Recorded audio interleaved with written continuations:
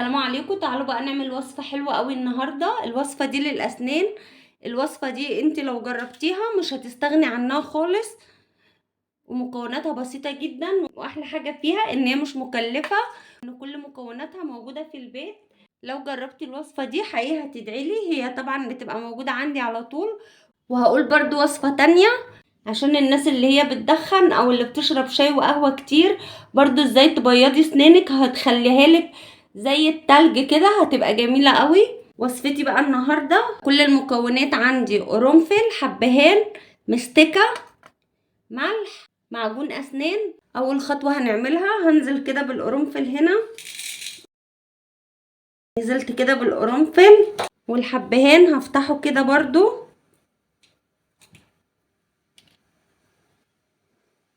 هما حبتين حبهان مش اكتر. واحط كده 4 حبات من مستكة، ما تكتريش برضو لان هي ريحتها نفاذة. والملح، ونطحن ده كله كده في الخلاط، بس تطحنيه في المطحنة بتاع السكر، بلاش بتاع التوابل عشان ما يبقاش ريحته توابل. كده خلاص طحنت المكونات اهي. هحط بقى كله واقلبه مع المعجون. طبعا هزود معجون تاني، اي نوع معجون عندك. انا بستخدم المسواك، النوع اللي انت ترتاحي فيه استخدميه. وجربي بقى الوصفة دي، فعلا تحفة. هقلب بقى كده لحد ما كل المكونات تدخل مع بعضها. هحطها بقى كده هنا، كده بقت جاهزة معايا بالشكل ده اهو. دي كل ما تخلص من عندي الوصفة دي لازم اعملها، بتضيع اي ريحة فم كريهة. الوصفة دي حقيقة هتعجبكم، بس بالله عليكم لو عجبتكم ادعولي بقى دعوة حلوة كده من قلبكم، لان بقالي فترة حاسة ان انا يعني مخنوقة والدنيا معايا مش مظبطة خالص، فادعولي دعوة حلوة كده من قلبكم.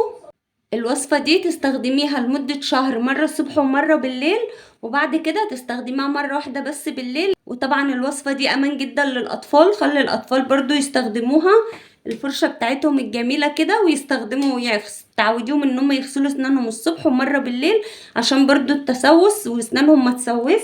الوصفة التانية اللي انا هقولها دي لتبييض الاسنان. الوصفة دي حقيقي هتبيض لكم اسنانكم، وهتشيل اي اصفرار في الاسنان، وبالذات تنفع للمدخنين والناس اللي بتشرب قهوة كتير، لانها سبب اساسي في اصفرار الاسنان.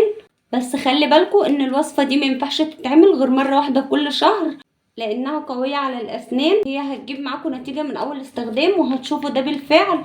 هنجيب حبوب الفحم من الصيدلية، تمام، ونضيف عليهم معلقة واحدة كركم، يبقى حباية واحدة من حبوب الفحم معاهم معلقة كركم، معاهم معلقة ملح، يا اما ملح صخري يا اما ملح عادي المتاح عندك، وتعصري عليهم عصرة نص ليمونة، وتقلبي طبعا المكونات كلها مع بعضها وتدعكي سنانك، وهتشوفي بقى البياض بتاع السنان هيبقى عامل ازاي. بس زي ما قلت لكم مرة واحدة بس في الشهر، ما تستخدموش اكتر من كده لانها قوية على الاسنان. انا طبعا بستخدمها برضو، بس يعني انا بصراحة لان انا مداومة على غسيل الاسنان، فبتبقى بالنسبة لي مرة كل شهر ونص، كل شهرين، لان انا مش محتاجاها الفترة دي الحمد لله. بس لو حد اسنانه صفرة قوي وحابب ان هو طبعا يبيضها يجرب الوصفة دي، وحقيقة هتدعولي لانها فعلا حلوة.